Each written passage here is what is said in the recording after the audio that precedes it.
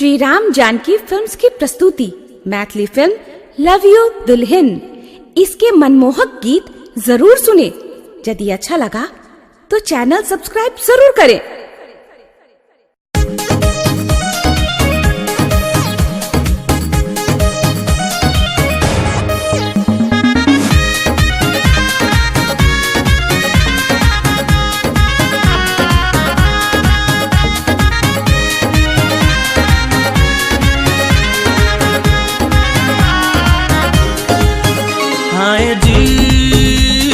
जो बना कर रसगोरी छलकैता जाइ छो चोलिया छुबौ असमाने जी।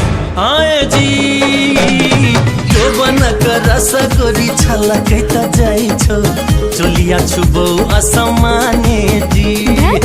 चोलिया छुबौ असमाने जी। चोलिया छुबौ असमाने जी। छला पला तोहर टूपी सो देखिते मन भेलै बेईमाने जी।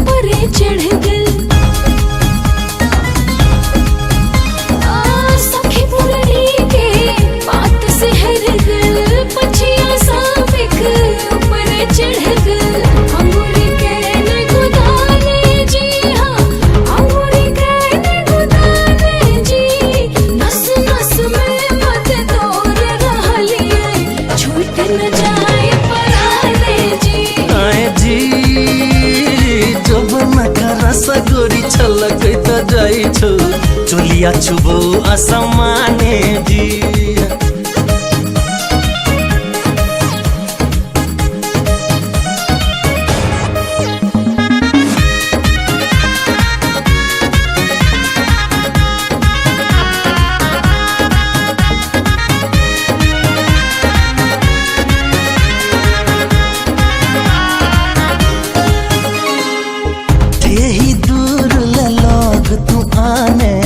कर बर्दाश्त तू शोर मचाने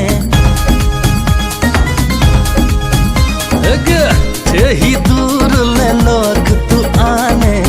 कर बर्दाश्त तू शोर मचाने। निशाक सुइया निदाने जी।